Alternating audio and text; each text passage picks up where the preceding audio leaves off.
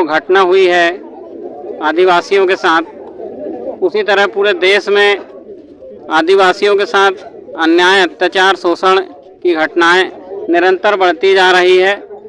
इसको लेकर जो आज यहाँ आप लोगों ने एक कार्यक्रम किया है, ज्ञापन दिया है, इसके साथ ही आप देश में जो राष्ट्रपति जैसे कि आदिवासी समाज से आती है, वहाँ पर जो राज्यपाल हैं वो खुद आदिवासी समाज से हैं, उसके बाद भी देश में आज जो स्थिति पैदा हो रही है उसका क्या कारण है? मैं तो सिर्फ इतना ही बोलना चाहती हूँ कि ये जो स्थिति बन रही है ये सिर्फ बन रही है ज़मीन को लेकर। मणिपुर में तो सिर्फ ज़मीन को लेकर बन रही है।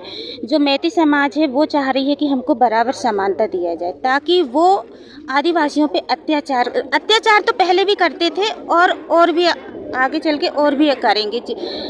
आज तक हम मतलब यानी कि हमने नहीं देखा ऐसा कि इतिहास में तो कभी नहीं देखा कि आज तक मतलब यानी कि लेडीज़ों को, औरतों को नग्न करके और इस तरह से घुमाया गया। इस तरीके से मतलब यानी कि आज जो हो रहा है ये अत्याचार तो बिल्कुल मतलब असहनीय है। जो राज्यपाल महोदया हैं, जो राष्ट्रपति महोदया हैं, वो इस्तीफा दें। उनका वहाँ रहना ना रहना, वहाँ उनकी मतलब वहाँ जो है उनकी उपस्थिति वो कोई मान्य नहीं रखती है।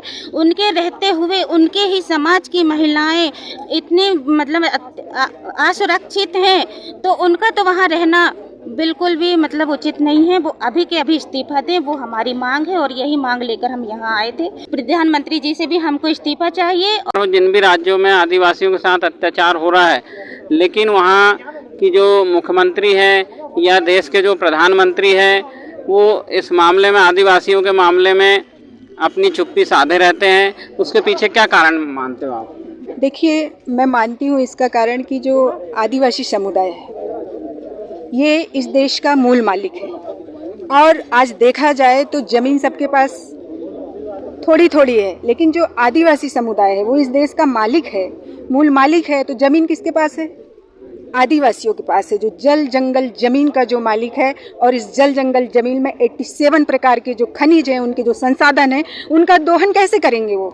भाई, इस देश में आज हिंदू राष्ट्र की बात चल रही है, तो जब तक आदिवासी का एक एक बच्चा जिंदा रहेगा ये देश हिंदू राष्ट्र नहीं हो सकता।